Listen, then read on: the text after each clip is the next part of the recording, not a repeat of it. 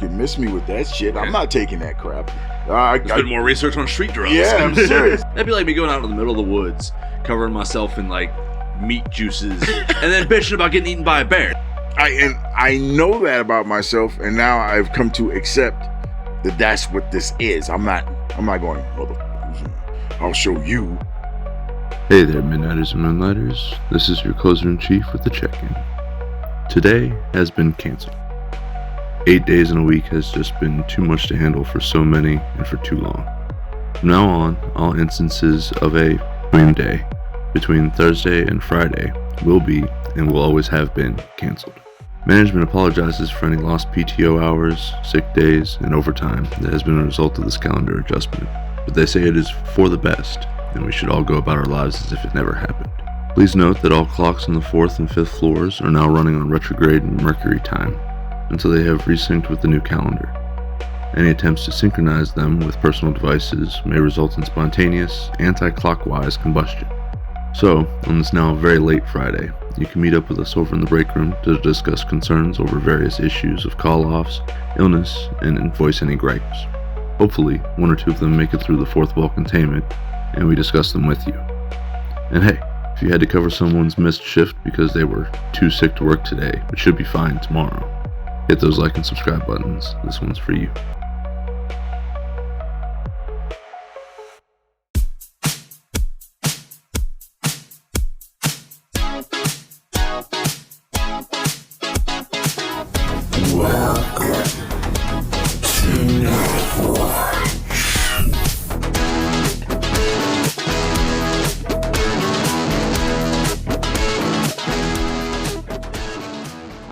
Welcome to Nightwatch. This is your Closer-in-Chief here with just Big Smoke today. No Jolly Green. He's a little under the weather, and so he's going to be missing out this week. Dude need to eat his vegetables. We were talking about, the work ethic of, kind of pushing yourself through the sickness and getting work. What is it my favorite saying? Embrace the suck. So you got a couple of favorite sayings. Yeah, but that's my favorite for all the worker bees who come in and they think that complaining to me about their worries and woes and their physical ailments are going to matter one bit to me. I'm like, no. Get to work. I said it in previous episodes. If you're tired, work tired. Yeah. You're sick, you're going to work sick. But, work sick. I got to wonder, because I am a little bit torn. On the one hand, if I'm at work and I'm feeling healthy and somebody shows up sick, I don't want you around me bringing all those germs and bugs and everything. Now, granted, there's that keep your immune system healthy, keep yourself healthy, and you got nothing to worry about. But on the other hand, because of the state of, corporate America these days, and my issues with that, why should you have to push yourself to the brink? Yeah, to the brink just for the sake of, that multi-billion-dollar international corporation making those couple extra bucks off of your hide. Well, my way of going is it's the money. Mm-hmm. I don't care about the corporation per se. Yeah. Though I am happy to be employed. Mm-hmm. But wouldn't be employed without the corporation, but... Yeah, during the COVID situation, when I was strictly a truck driver, I've gotten fired because I wouldn't take that very helpful and wholesome CDC, backed glorious shots. I wouldn't take that shot, so I got ixnayed. I was like, cool, I'm fired. I've been fired before. I could take being fired. Went and got me another job. But it never stopped me. Yeah. It never people get all upset and butthurt. I've been fired. The corporation is oppressing me because I don't want to take the shot. But more than often, they kowtow. They bend that knee, and they get the shot, and then they fall out on the floor because they had some kind of reaction to it. Me, I'm like, 9 months of research, if any, on this particular wonder drug. You can miss me with that shit. I'm not taking that crap. There's been more research on street drugs. Yeah, I'm serious. There's more research on Narcan than there is on this beast of a wonderful, wholesome drug. They want to give, hundreds of millions of people at no liability to them, by the way. No, thank you. No, thank you at all. I'm going to just where's my badge of honor for not taking a shot? Just throw that on my chest. I got fired for not taking a shot. That's exactly what I did. 3 times. 3 times I got fired because I didn't want to take the shot. Yeah. Not gonna do it. Yeah, no, but even just regular illnesses, it's like... Yeah, the cold. If you got the sniffles, throw a mask on, show up to work. Look. You know what I mean? Like, it's... No. I'm gonna have to do a hard stomp on this one. If a person is sick, sick to the point where they can't stand up, their eyes are blurry, and then the snot running down. At that point, stay home. Well, no, come to work. What are you saying here? No, come to work. Come to work and have the manager cringe in ultimate fear and says, "Go home." Okay. Go home. Don't bring that plague into this wonderful, wholesome light of purity. All right, understandable. Okay, so yeah, because everybody knows the old trick of calling. I can't come in. I can't get out of bed. I've been thrown up. Yeah, I know, full bullshit. You missed me with that, but yeah, if you show up and you look like death, then they send you home. Then there's no write-up. There's no doctor's note. None of that BS. Yeah. And we do the doctor's note. Yeah. I was like, what? So I'm sick. I stayed home. On my next day at work, I got to rush to the doctor's office. Have some ninja behind a counter and say, here, write me a script. Anything. Say I'm missing a big toe so I can go back to work because I have to prove how sick I am. Mm-hmm. No, see, none of that. Miss me. I come to work, weird green goo is coming out my ears and, and bubbles are coming out of my eye sockets. You go, holy, get out of here and don't come back here. That is what you need. That. Then you don't have to do all that other shit. Then when you come in looking like a normal human being, nobody says anything. Right. See, my thing is, because I've definitely had those times where, like, I show up to work sick. I want to work. I need the money. I need the hours. You know what I mean? I don't want to. And my biggest issue, I don't know what it is, man. I don't know if it's just something that's ingrained into me, if it's something that's, gotta fucking take one for the team, do everything you can for other people. It's an Atlas complex I got. But I don't want to break you of that, but yeah, I got because you do a lot of good work when you're doing that lifting the world on your shoulders shit. But I don't want to miss out on the team. I don't want them to have to pick up my slack, so I just avoid having any slack. Now, that being said, there was the one time where I did show up and I was sick as a dog and I threw up in the trash can in front of the manager, and that was the one and only time I was ever sick enough to actually get sent home. And I was very appreciative of it after the fact, because it gave me time to go home and rest and actually, get better faster. Yeah, because that's the thing, right? If you're not resting, if you're just working through it and everything, it takes longer to get over. Yes, it does. So, I guess my frustration is that we live in a society where you can't just take sick days without a guilt trip from your coworkers or your managers. Well, not everybody can be like France, where you only have a 30-hour work week. If that, yeah. Yeah, and you have to take the break. You have to. Yeah. Everything shuts down to take the break. And it's not like in Islamic countries where you have 5, moments for prayer and honor to Allah, where everybody, and I mean everybody, faces east, get on their knees and bow. It's both. It's awe-inspiring and it's damn right terrifying. I say it reminds me of whenever I was in basic training down in San Antonio, and Reverie starts playing at the end of the night, or end of the day, and everybody stops and turns towards the flag. Everybody's fresh out of basic training, so everybody's doing it. Everybody's doing it, and snap, and precise, and back straight, and hands come up, bam, and everyone salutes at the same time, and they're all looking at the same damn flag. Inspiring. Mm-hmm. Terrifying. Yup. I've been doing it ever since I was a Cub Scout, so it didn't really bother me. It didn't surprise you, right? It did not surprise me, but I did see some of the surprises on some of the other people's faces. The families visiting during funny enough, it was never from anybody down south. People from like Louisiana and Alabama. Yeah. Those families were like they're almost American patriot fanatics. They believe in America. They don't bleed red. They bleed red, white, and blue. Exactly. Even some of the old grandpas who came to visit, they were never in the military, but they proudly put their hand over their heart when that reverie sounded. They puffed up Dude never served a day in his life, but he puffed up. He was proud to be an American. People from California, not so much. People from New York, not so much. Yeah. Illinois, none of them. But you could tell who the people who believed in America and what it stood for, and the ones who didn't. Mm-hmm. Yeah. But this kind of conditioning towards the work week, man. I mean, okay, look, I can see that you're sick. I can see that you're suffering. And then I can put my hand on your shoulder and the first thing I'm going to go, hey, power through that motherfucker. You got this. You can do it. You only got 3 more hours left to your shift. Go home, drink some NyQuil. Don't turn on the fucking TV. Drink some NyQuil. Get some like nasal cord. Get some Vicks vapor rub. Go to sleep. Mm-hmm. Drink some orange juice. Go to sleep. Do they do that? Fuck no. No. No, they don't do that. They find some excuse.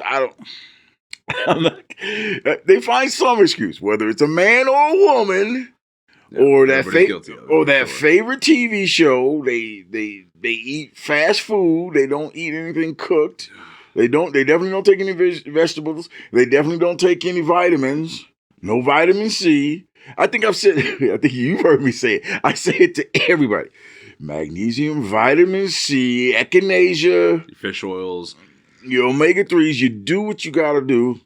And if you're damn sick, take something, go to sleep. Your best remedy is rest. Mm-hmm. Yeah, even if you're not taking medicine, yeah, just rest. Your body needs it. Your body's trying to fight off an infection, trying to heal, and it needs the rest. And this is not coming from what used to be a formal medical, professional. No way professional medical advice. Everybody knows. Listen, Grandma had it right, man. Eat chicken noodle soup. Yeah. And sleep. Something light, something soupy. For some reason, chicken noodle seems to work best. It just... I gotta wonder if that's just like the biggest placebo. Is that a psyop? You wonder? Yeah. I mean, because it really does every time. I mean, it's like ginger ale. I got chicken noodle soup filling up the whole left side of my cabinet. Because there might come a time where, Big Smoke can't, eat that luscious chicken. Can't eat that chicken. He has to have to go for the soup. Mm-hmm. Soup and crackers. Yep. And soft on the stomach, so even if it does come up, it's not tearing you apart. Yeah. Got a big giant, 2-liter of Pedialyte. Drink the Pedialyte and go to bed. I've come to work and I am dragging ass. And I'm coming in. They're like, hey, you're looking kind of weathered down. Fuck you. I'm here to work. I'm not here to hear your pity or your sympathy. Miss me with that crap. I'm here to make money. Get out of my face. And inside I'm going, damn, I'm tired. Damn, this hurts. I get in my car and it takes me a minute. I want to be fucking home in bed. So one of my recent favorite shows, a show called Shoresy. You ever seen it? Heard of it, never seen it. So it's a spinoff of a show called Letterkenny. Have you seen that one? Yeah, I've seen that. Okay, so Shoresy, they did the spinoff of the character, and so it's following these hockey players and everything. And one of my favorite bits from one of the, I think it's second season, they're all injured, right? The whole team is basically they're hurting, right? They Teeth missing, all kinds of stuff. Well, I mean, he's got like a busted knee or a busted ankle or something like that, It's but the reoccurring line is, don't let them know that you're hurt. You're playing hurt. You're playing hurt. And it's inspirational. For me, for my mindset, it's like, I'm hurt. I'm playing hurt. Don't let them know you're hurting. But at the same time, like why is it such a bad thing for the team to come together to help out the hurt players? You know what I mean? So in the workplace, it's, why shouldn't I be able to guilt-free take the time off that I need to rest and recuperate? Because this is a sport. Sport is competition. And you got to see, and you might have friend cliques within the game, within the team, but you also have rivals. There's a reason why they call it first string, second string, and third string. First string, he's playing. Second string is looking for any weakness in the first string so he can take his slot. And third string, he's just a place set holder unless all calamity goes loose. Yeah. Because he doesn't even know the playbook. He's just getting money. Maybe not the most money, but he's just getting money sitting his happy ass on the bench. He's just happy to be there. He could go a whole career and get maybe 10 minutes on the field. But it doesn't matter because he's still making hundreds of thousands of dollars a year. Yeah, but what about in the workplace, though? In the workplace, it's I mean, you still have the rivals. you still have the rivals, and we got them in our shop. Oh, yeah. You know, we still Everybody got, knows that well. yeah, we got rivals, and it's playing out in real time right now with inappropriate posts and whatnot, and people loud talking, anonymous people in front of everybody else, and we all know who they're talking about. Yeah. But nobody's names is being said, but everybody's conveniently looking in the same direction. You know, it's Everybody talks, everybody gossips. and everybody gossips. Okay, and it's all about hours. I mean, from the time that I walked through the door to now, I'm not getting enough hours. So-and-so is getting all these hours, and so-and-so ain't shit.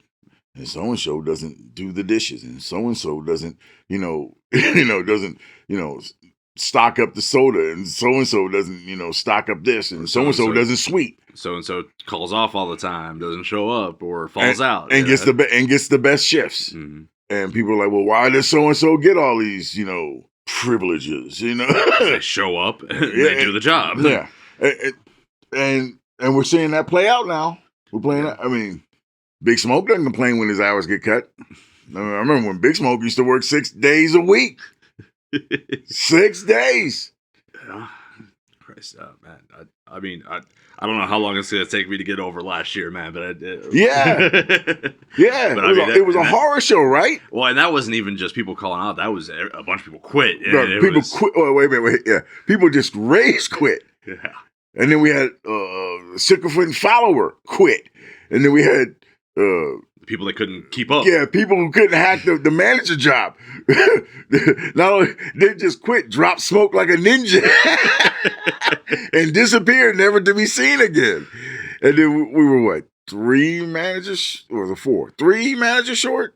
Let's see. So by the time all the dust settled, it was me as the only actual manager, and then we had a couple of managers in training, and then the one just didn't cut it, so it was just the one other manager in training. Yeah, so it was 2 of you, right? Yeah, and we needed 5 or something like that. Ideally, yeah. But that happened in what, 2 days max. Really, the I'd say first a week day. max. But Really? the 2 heavy hitter managers, the morning manager and then the former GM that came over. Yeah, they both quit within 2 days of each other. Yeah, 2 days. And then it was, Then after 3, it was me and Red, and then she just Here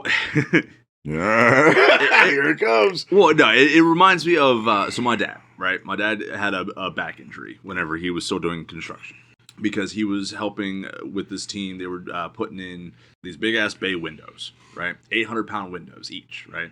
And they had to set them up on these styrofoam blocks for the crane to come down, pick them up, and put them into place because they were on their side. They had to get them stood up and everything, right? So it was my dad, 5 other guys.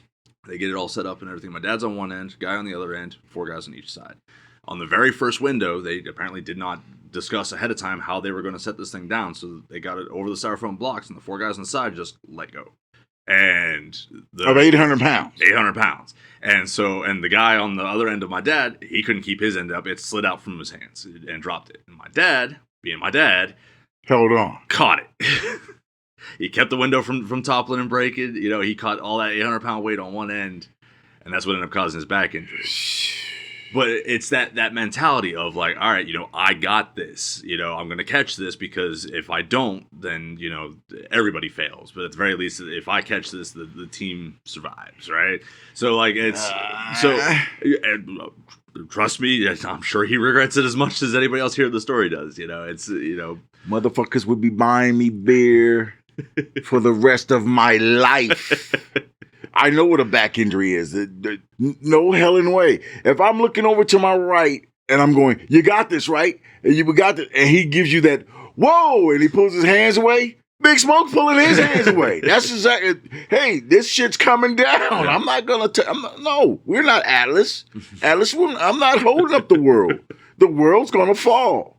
Okay, it's gonna fall because I mean I've been dealing with a back injury since 1997. Yeah. Supposedly according to the VA, I'm at least 50%. No, Big Smoke is like at 20. But Big Smoke rolls over to get out of bed. He doesn't just pop out of bed. No. That's an injury you just don't look. You can't look back and go, oh, that happened. Back injuries, back and knee injuries. Those are with you for life. They're with you forever. And it's worse if they cut you. But going to work though. So yeah, talking about basically carrying the team. You know what I mean? So all those managers quit. It was just me and one other person. So I had to catch that weight. I had to pick up the open to closes, or whenever we eventually got to a comfortable spot, I was running the opens, and then I would go home for a few hours, get some sleep, come back at close. Yep. There was a couple of times where I just had to tough it out, go from the full open to close, nap in the office, wake up with the morning crew coming in. And the permanent mean mug face on. But somebody had to do that, or else that shop was closing up doors at least, half the day. I mean, now, would that have been the better call to make back then? Maybe, maybe I wouldn't have. Maybe our sales wouldn't have slipped as bad as it did at the time, but... Well, remember, okay.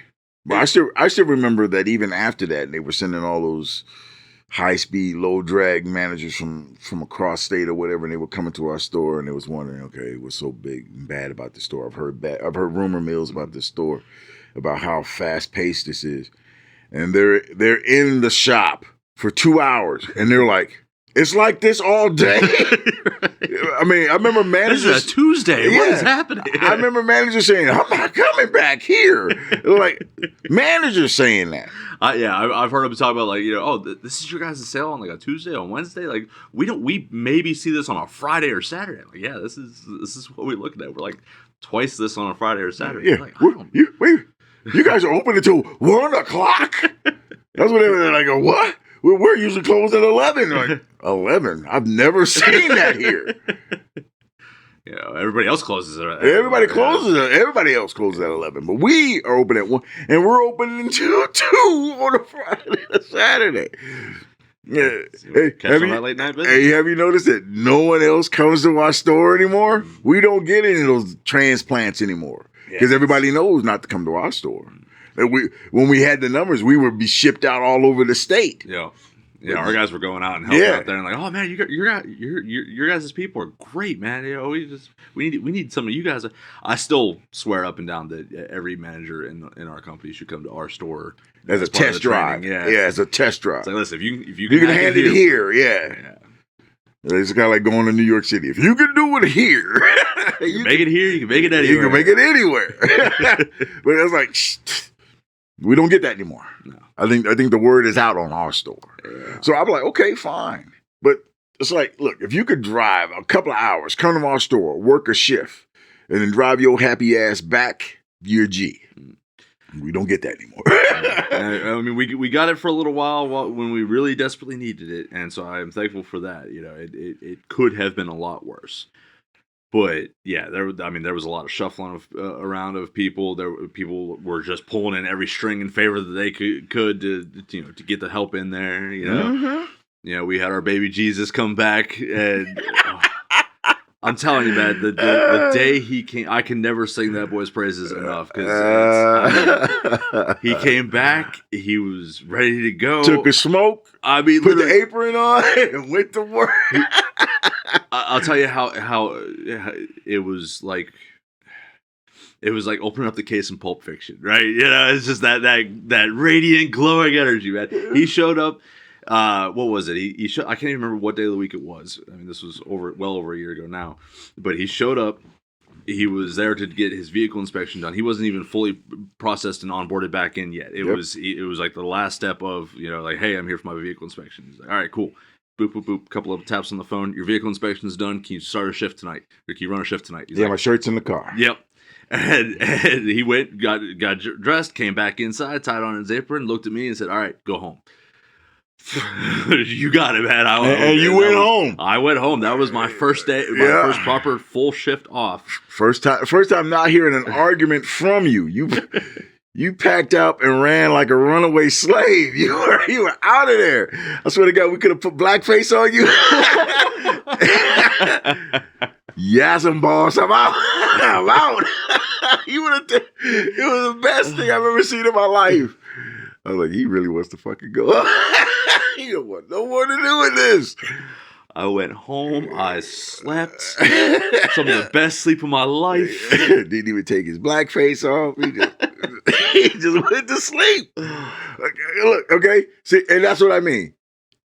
You were tired. You were bone tired. You were exhausted. You were drained. Mm-hmm. But you came to work. Mm-hmm. No, you didn't have to. Nobody else was doing it. Yeah. Okay. Big boss, bigger boss could have came down and did it for you. They've done it in the past. Yeah. Okay. Yeah. See, that was a really hard yes for you. Yeah. But it's true. Yeah.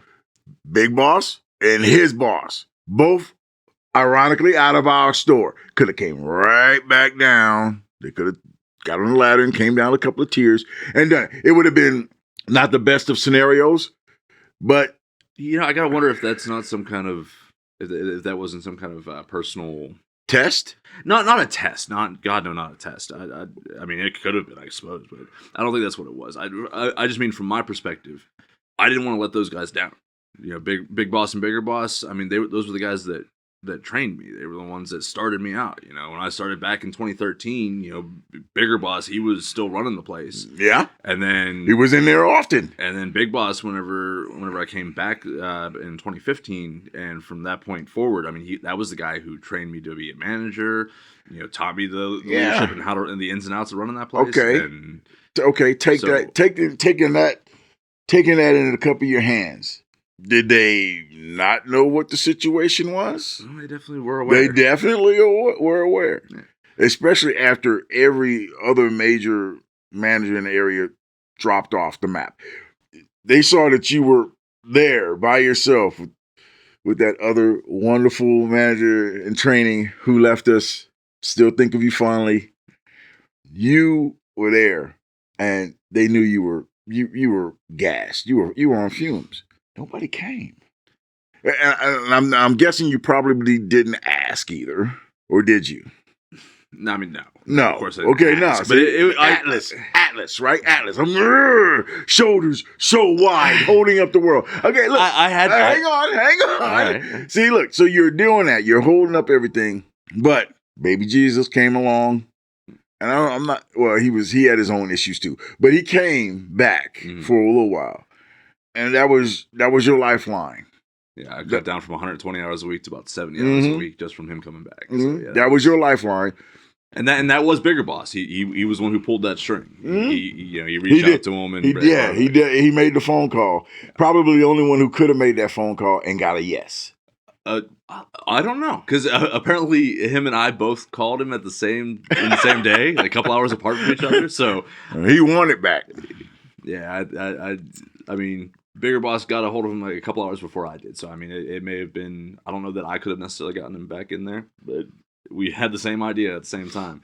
But yeah, no, I guess I just, part of me felt like, this is my proving moment for myself. Like, I got to show that I can step up and keep those doors open. Uh-huh. And then, and I didn't want to show weakness in this moment. And that works for me. That statement right there gets my juices full. And as you said, you didn't want to demonstrate weakness in front of the worker bees. Yeah. Okay.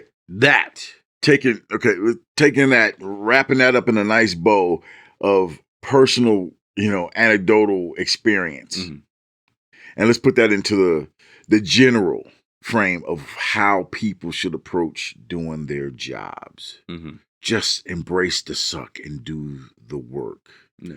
You are hurting. It's screwed up. You're pushing forward. Your eyes are blurry, and you're just doing the job. And then someone sees you after who knows how much time you've put in effort, you put it in working in a debilitated form of one way or another, you're given the pass. Mhm. Hey, dude, you're at your limit. We got this.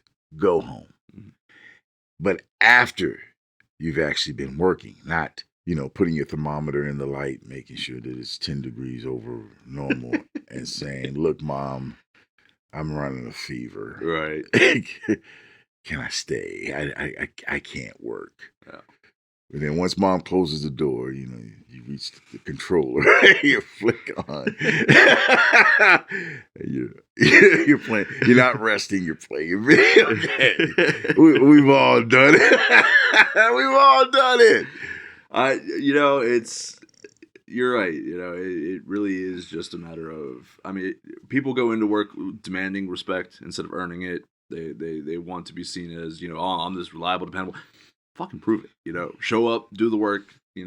But I'm still torn. I'm still divided because it's like, I hate that that's where the world's at nowadays. That's the defining characteristic, right? And don't get me wrong.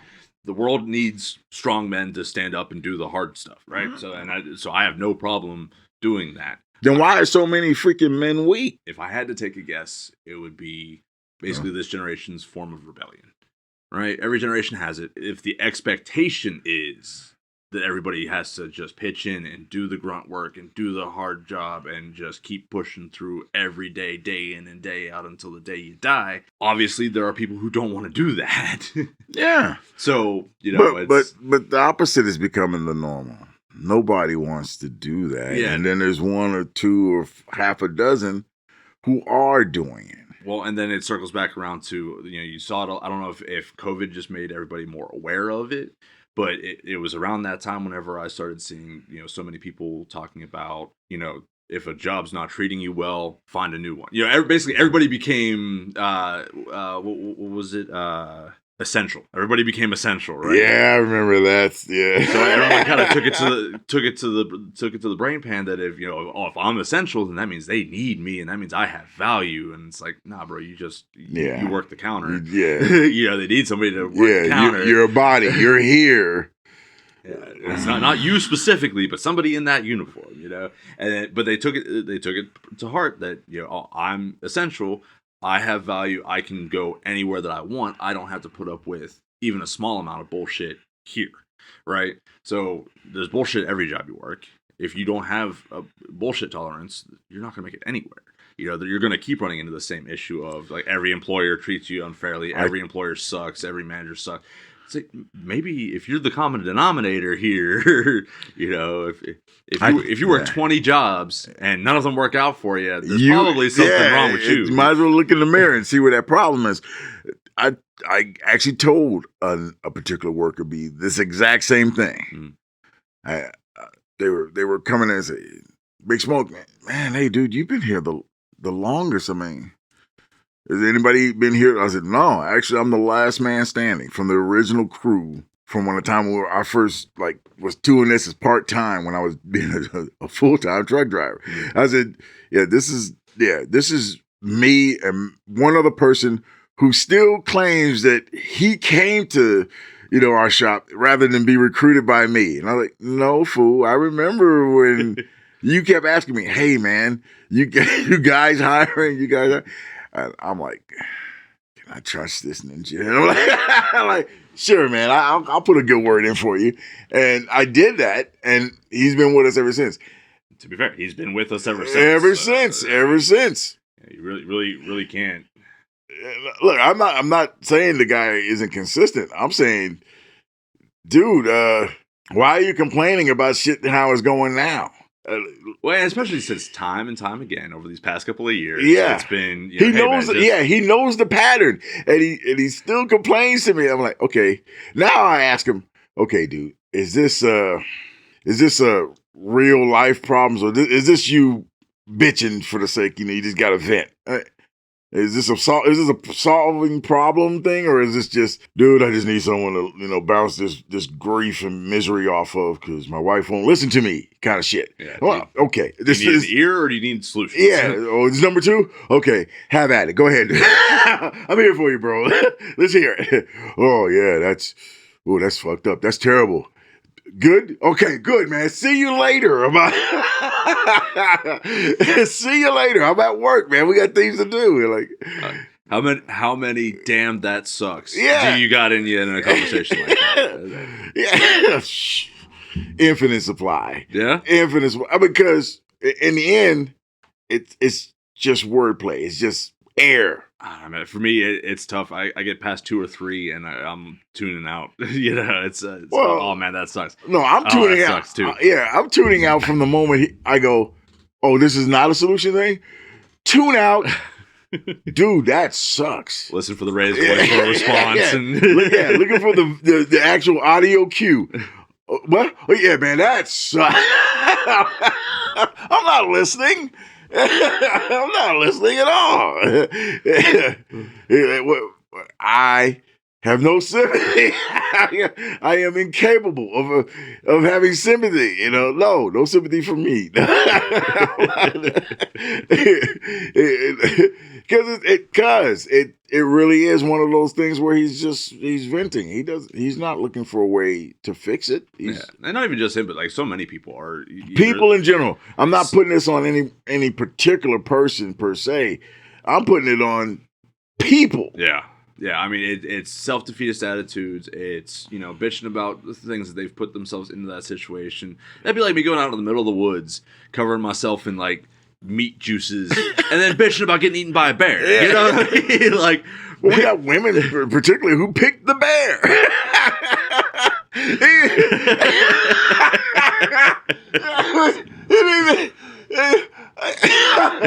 I don't know why that particular statement bounced into my head. I don't know why that happened. I'm sorry. I mean, to be fair, it was an easy layup. Yeah, it's easy. The people. I mean, I'm in the line at the convenience store, and I hear people talk shit. I'm like, what are you complaining about? These are first world problems. What are you complaining about? They are so much first world problems too. Man. First world problems. We got poor people, 100 pounds overweight. Aren't you supposed to be starving? No, because the poorer you are, the more EBT you get. Yeah. They're eating better than I am, man. I shit you not. Or man. eating more, at least. At least, yeah. Maybe not healthier per se, but well, and then you want to talk about healthy eating and the expenses of, man, fucking hell. I mean, I got my dry goods supplies stocked up of canned goods and ramen. I got the high sodium, high sugar content. It's filling. It keeps me going, but it is not healthy. No, but it's cheap. $7 for a 24 pack of ramen. A buck a can for the Chef Boyardee. That keeps me going through the week. But fucking motherfuckers with EBT out there getting steaks and potatoes and chips and soda and everything else. Although I hear that they're supposed to be taking soda off. They're taking soda and chips and ice cream. They're taking all that stuff off. Yeah. But what got me? Okay, there was a little experiment. A lady friend of mine, she decided she was going to do shopping for me, and for weekly essential goods, right? So she got me a lot of salads. I mean, I was stocked up on salads. Not the chicken Caesar, mind you, just the garden variety. A lot of tomatoes, and I love tomatoes, but they were all tomato salads, like cheeses and stuff. And not even like the mixture of egg whites in there. Just cheese and it's tomatoes. Just iceberg and romaine. Yeah, tomatoes and cheddar. She got me a week of that stuff, and then she got me a week's worth of avocado. I'm actually allergic to avocado. What? Yeah, I didn't realize. Dude, we should not shake hands because I eat that shit every day. It's not like a lethal allergy. Okay. It's just kind of one of those. And it's like I said, I didn't even really realize it. I just kind of always thought guacamole was just a little spicy, and it gets my throat a little scratchy. And it's like, no, actually, it's just the way it is. Your body don't want it. Yeah, maybe it's good. No, I eat it anyway. Yeah, I'm gonna get some Mexican food, not get some guacamole. Yeah, you got to take some of them. What is it called? The counteracts your allergies. Benadryl. Yeah. I ain't even gotta take that. Honestly, it goes way after a minute or two. Yeah. It's like buttermilk. I'm allergic to buttermilk as well. Oh shit! And I didn't realize that it was an allergy. It was just I'd eat certain, and it wasn't even all of it. It was just like certain sugar cookies and cupcakes and icings and stuff like that, and my cheeks would get real flush. Didn't realize that was an allergic reaction. I just thought it was like the sugar rush, And I was explaining it to a nurse friend, and she was like, "Yeah, no, that's an allergic reaction. You're allergic to that." I'm like, huh. Yeah, I mean, doesn't stop me. Yeah, I haven't drank milk since I've stopped eating cereal. Once I actually read the ingredients on a cereal box, I was like, oh, this shit's gonna kill me. I can't eat this shit. It's just sugar and red 40. Yeah, red dye number 5 or number 9 or some shit. I'm like, oh, I can't do that. So I stopped drinking milk simply because there was nothing to take with milk, so I stopped drinking it. But what about your coffee? Oh, you ain't never getting me to stop drinking coffee. That was ingrained in me since '92 when I had to have a substitute for smoking or dipping because I was going to be up all night. So I needed caffeine. Yeah. I needed caffeine because I wasn't going to smoke. It never. Well, especially, I mean, you've done security work, you've done truck driving. I mean, all notorious coffee drinkers. Coffee drinkers, man. I drink coffee like it's nobody, and I can drink it either with sugar or without because I can just, especially if I just need the boost, if I need the hit, I drink it without sugar. Man, if we ever got a coffee or energy drink sponsorship, man, I would look. We just have a supply, man. Yeah, Black Rifle Coffee, brother. Those are veterans, and those are really good coffee. It's a really good coffee. Unsponsored Black Rifle Coffee, really good. Yeah. They got the canned stuff in the convenience stores. Yeah, convenience stores. Oh, dude, I love Black Rifle Coffee. I'm just saying, if you guys are listening out there, hey man, I'm your boy. But look, now personal preference: Montana Coffee Traders. Never had it, seen it. Well, I've seen it. I could have swore. No, wait, you've had it because I had it in the shop. Remember whenever I was bringing in the coffee beans to grind up in the coffee maker in the shop? Vaguely. Yeah, that was Montana. That was Montana? Yeah, because they ship out of state. So I bought a big old 5-pound bag of beans. Okay, I remember that one. We had the coffee maker in the back. that is phenomenal coffee. Oh shit! Absolutely. What happened to that coffee maker? Oh, never mind. I don't even know where. Was that Baby Jesus? That was Baby Jesus. I think Baby Jesus took that one. Yeah. That was a very, very good coffee. That's like we went through that bag pretty quick too. Mm-hmm. Yeah, then the coffee maker being plugged in burned out the socket. So we weren't allowed to plug that in anymore. Everything revolves around this stupid ass story. I mean, when I gave up being, actually, they kind of kicked me out. That was another job I was fired from. My eyes got too bad, or they say they're too bad. Though I've been getting a lot of things in my feed saying that they need truck drivers. So bad. And they're waiving all the eye freaking the vision requirements. Yeah, the requirements. They've obliterated those. And I was tempted. I was just about to ask, would you go back? 0.3 seconds, I was tempted to go back. It's good money. A hell of a lot better than what I'm at now. But I don't want to deal with the bureaucracies. That's fair. I don't want to deal with the bureaucracy. I gotta imagine there's a reason why a good paying job like that isn't being staffed up. There's a lot of long hours away from home and all that, but I mean, there are plenty of people that are willing to do that. Look, they don't advertise. I've never seen any real advertisement for truck driving. You can see like advertisements for colleges all day long. Yeah, you don't see it for truck drivers because they've got the truck driving school at the community college. Oh, yeah, at the community college. Right, and they got the billboard out there. Yeah. You definitely don't see it advertised. No one's watching for that. Back when I was in high school, there was an Army recruiter, a Marine recruiter, an Air Force recruiter, a Navy recruiter who went down to the school for 9 months, 6 months, and 3 months before you graduated. Mm-hmm. You saw those cats in uniform. Mm-hmm. And there was always the tallest, best-looking motherfuckers. All ripped up, arms bulging out the freaking thing. Girls swoon. Charismatic and charming. Yeah. Teeth, all his teeth smiling. Hey, join the service. And people was joining the service. And then they banned them from high school all of a sudden. I mean, it's like they banned them, literally. They couldn't go on campus. Well, you wonder why recruitment numbers are down. And then recruitment numbers obviously dropped. But and and now you got college, but you had college recruiters, people from certain colleges, San Diego State, UC Davis. They were always at the school. But you don't see truck drivers, and you don't see welders, electricians, plumbers. You didn't see those guys. Now, see, around here we got the big vocational schools, so like those guys do go to the schools. They go to the schools. Mm-hmm. See, but I'm saying the kids to the schools, check out the programs, But see, they go to the schools. Mm-hmm. They don't do that in California. They absolutely despise, labor-intensive jobs. I mean, and it's a mentality. It's a and like apprentice, apprentice plumbers in California, the guys are starting at $70,000 a year. Apprentices, apprentices, and then it only goes up after you get to journeyman, and then you get to master class. I mean, you're talking about hundreds of thousands of dollars, but you're in the people's bathrooms, you're in people's shitters, It's not a glorious job. Not a glorious job. It's Mike Rowe, man. Nobody. It's a dirty job, but somebody's got to do it. Yeah, I love that guy. I love that guy. That guy, his show, I watched his show because he did the jobs on a weekly basis that nobody would do for a day. Yeah. One of my favorite ones is when he was on a farm for sheep. And they didn't show that part. They didn't show this particular part that I found out that he did on the show. It's like they had these new sheep that they were bringing in there, and keep the sheep from experiencing love.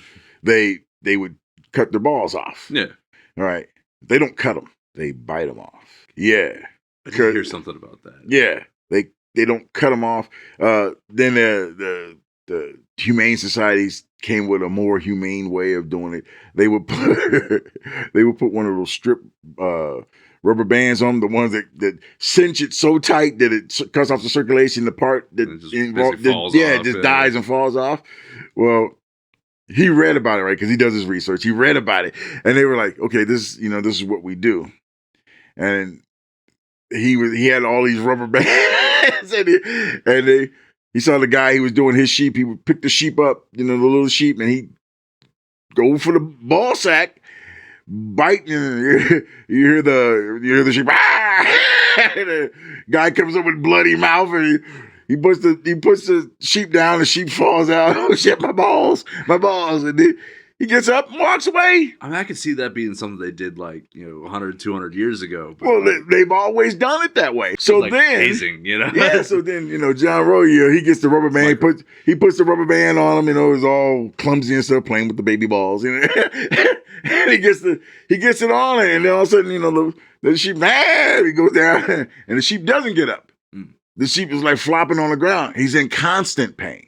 So he did it wrong. No, he did it correctly. He did it according to the research, but the recovery time for the sheep is so much longer because it's going to take weeks for those balls to necrotize and fall off. I see what you're saying. Okay.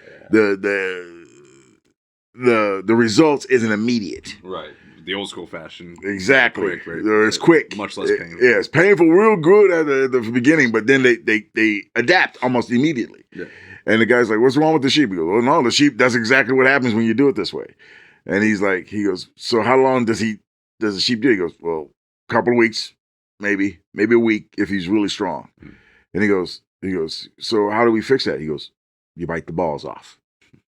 And he says, "Well, okay." So he's like, Mike Rowe being the kind of guy he was, he's like, "Okay, this guy's been doing it for all his life. I'm going to bite the balls off." Because they didn't show that on the television. Right, yeah. There was no way they could have put that on the television. But during the interview, he said that. He's like, "Yeah, there's no way they were going to put that on the show. They'd be canceled." Like, oh my God, he's sitting there biting sheep's balls off, And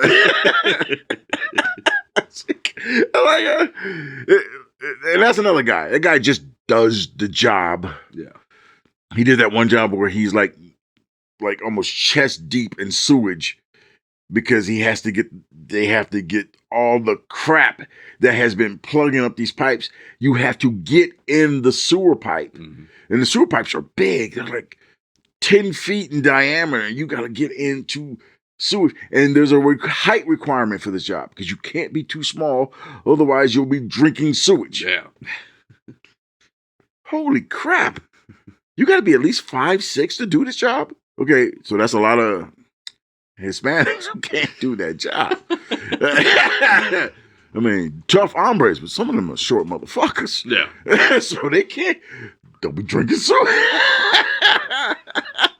Yeah. I wouldn't want to do that job for sure. I could if that job pays $45 an hour. Yeah, that's the thing, right? Like and it's a city job. It's not like that job's going away. Yeah, like if you, I think I've talked about it before. Like I work better with a team.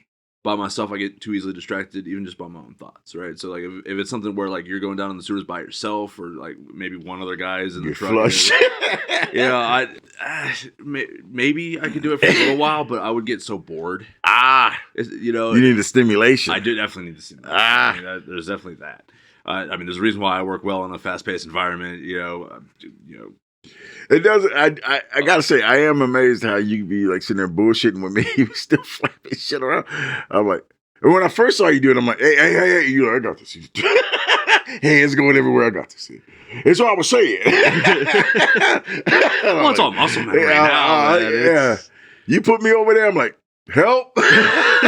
You got 2 pizzas on the table, man. I need help. Meanwhile, I'm juggling like 6 pizzas. 6, 8. I'm like, hey, look, God bless you. I can't do that shit. I'm like, and I'm not even the fastest guy there. But everybody cracks up like, hey, Big Smoke can't do that shit. Big Smoke can't do that shit. I'm like, you damn right I can't. Nah, boss man's been saying you gotta put the work in. Yeah. He says that. He says, and I'll do it. I'll do it. And hell, just to be, on general purposes, I'm like, if I came for help, they're not gonna help me, so I'm just okay, let's keep going. See, that's the thing, right? I don't like that attitude of if I need help, I should be able to ask for help. I want that, not the I'm not gonna get help. Look, but see, I know the truth of it. But there's a difference between we can't get to it right this second. Yeah. Hold it down for a couple more seconds. Look, we got you. I'll do that, and I'm not saying that I'm like I'm failing. I'm still not going to ask for help. No, that's not what I'm saying.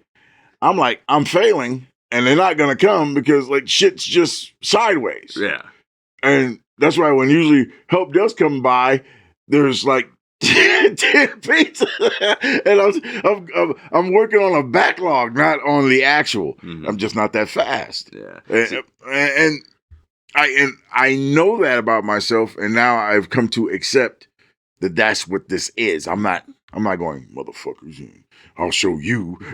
No. All right. So since we've broached this topic specifically, I've got a bit of a gripe and a vent here. Oh no! What is that?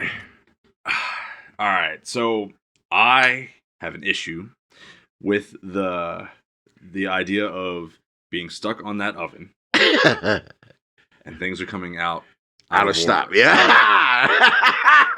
Now I don't mind a couple of items out of order as long as it's all clustered within the same order. But when I've got 3 things coming out for an order, 6 orders down on my screen, and I got to figure out where just a spot to set it off to the side to wait for the rest of the items to come out and catch up. And then I don't know if things are missing or not because I'm getting things for other orders before I'm getting the things for the order that I'm currently on. So now I'm waiting even longer, not knowing if the things are even going to be coming out or not, right? So I've got this specific issue, and it's an easy fix, right? You got 3 ways of loading that oven. You load the item, you clear it. You clear the item, you load it. Or you load it and clear it completely out of order, right?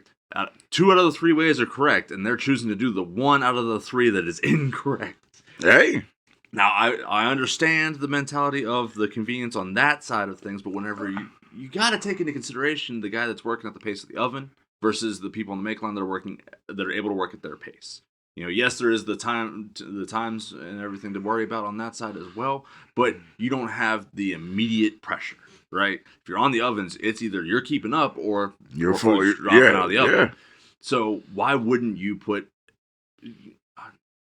more consideration to that guy's standards or to that person's standards, the oven tender standards, as opposed to how you want to load things conveniently on your end? Oh, look. Now, and maybe that's just me bitching a little bit too much. Look, being a little too soft. No. Considering how fast you are, that's not what that is. considering how fast you are. That's not how it is. Coming from the slowest guy on the platform, I'm saying I don't do the crap in order. Yeah. Do the crap in order. Especially for me, when I'm looking at the screen, I'm going, where does pepperoni pizza with extra sausages go? Where does that go? And I'm looking, and I'm looking, and I'm looking, and I'm looking, and then I keep looking down, and I keep looking down. I'm like, why the hell is this up and not the rest of the shit? Right. And then I gotta put that crap to the side. Mm-hmm. That's number one. and then, and I said, I'm the slowest guy. Yeah, and meanwhile, while it took you to get to that point, this stuff is still coming. Yeah, you got 2 or 3 more items at a time coming all at once. So it's so for me, it's like I'm just keep doing this shit till the wheels fall off. I'm just gonna keep doing it.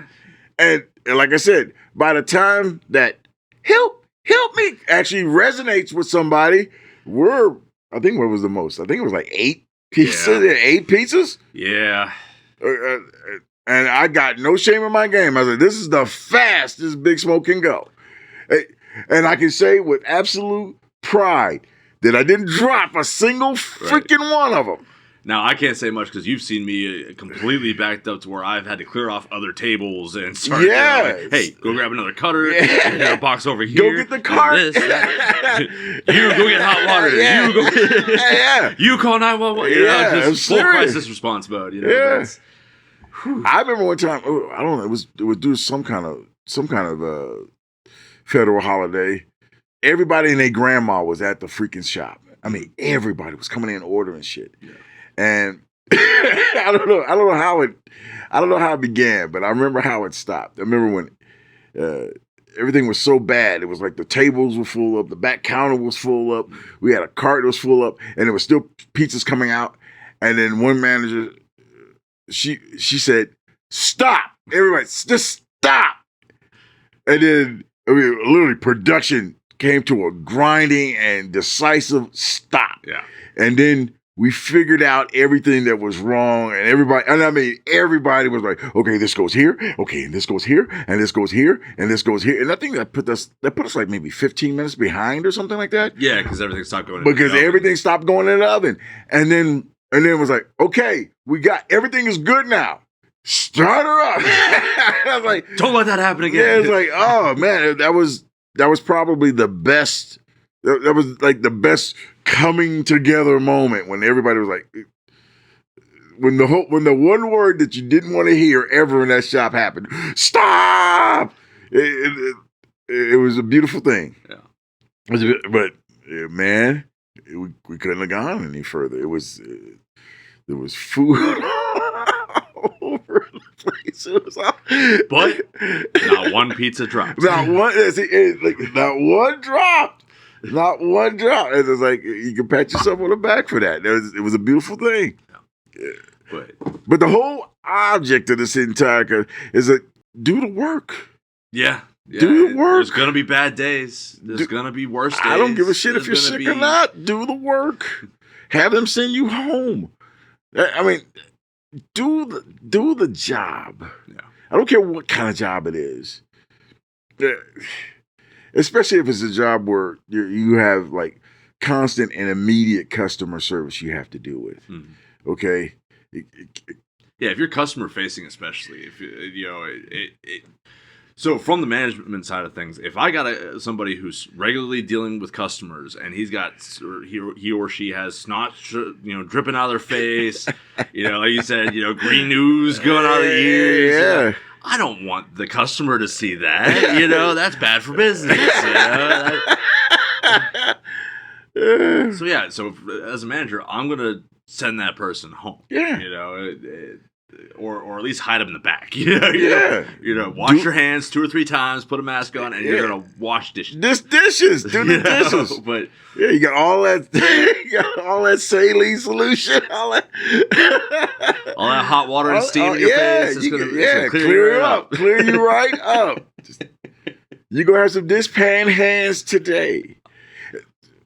But yeah, customer facing or handling food. Yeah. There really is 2 camps on it. It's it's the labor intensive mentality of show up and do the work until a manager sends you home, or do you not put the food at risk, put the customer's health at risk by potentially contaminating? I mean, every job manual that I've ever read in any kind of food industry, and I've worked at a few different restaurants and everything, every single one of them is the same thing. Yeah. Well, they come from the same. They come from the same. Yeah, it's all the FDA. FDA. It's and the CDC. But don't show up to work. You call in sick if you got certain symptoms. Don't go in. That doesn't work with reality. But we understand. We understand the one size fit all kind of scenario. I mean, in a perfect scenario, yeah, you sick, don't go to work. Yeah. In real life, you go to fucking work. Go to work.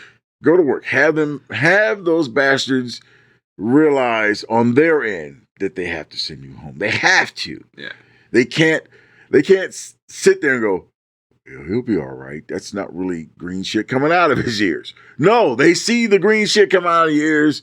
They gotta send you home. Right. If they're any way following any Fed guidelines or even ethical guidelines, even if your joy feelings are involved, they got to send you home. Yeah. So just go to work. Yeah. Just go, I mean, like I said. And and if you've got a manager that just absolutely refuses to send you home whenever you come in looking like that, that means you got someone in a leadership position that's not looking out for their team. Yeah. And everybody on the team is going to see that. So that's going to paint you in a bad light. That's instant disrespect, on your end, because now you're not taking care of the people that are there. You're keeping the sick people near them, and they see that you're not taking. You're not doing your job. You're not sending the sick person home. So now the sick person's getting not taken care of, and the rest of the team is getting infected because you didn't send them home. And that's. And you have to. I mean, you live or die by respect in the workplace as a leader. If because otherwise you're going to lose out retention of people. Yeah, like we don't have that problem already, right? But we already have not a high turnover rate. I've definitely seen higher, especially doing seasonal work. There's such a high turnover rate in seasonal work. I mean, companies out there got waiting lists of people trying to get jobs out there, so they can just cycle them out. But we have a slightly higher than average turnover rate because it's entry-level food. But the people that do stay, they have that mentality of, I can put up with the bullshit because I'm either comfortable with where I'm at or it's good, it's decent money. But if your management doesn't respect you as an employee, that's a bigger problem than just how you respond to sick days and stuff. Yeah, I mean... Or how they handle sick days. I think that's how you should actually look at this entire thing as far as work, productivity, and guidelines on to make the balance. If you can do all that, then God help you and keep you. But this is real life. So my main thing, embrace the suck. Yeah. Embrace it. And then somebody's got to keep the wheels turning. Yeah. And then when the time for those wheels to fall off, I mean, no one can say, oh, hey, the dude was slacking off and all of a sudden the wheels just popped off. No, we were working it. And then with extreme friction and stress and lack of oil to grease those wheels, they freaking popped off. That's what happens. And that's all I got to say about that. All right, folks, with that, we're going to go ahead and wrap up tonight's episode of Nightwatch. Thank you for joining us. As always, like and subscribe, share it around, and we'll catch you on the next shift. Amen. All right, time to empty out the mop bucket, run the trash, and hit the lights. Go get off my time clock, and be safe getting home.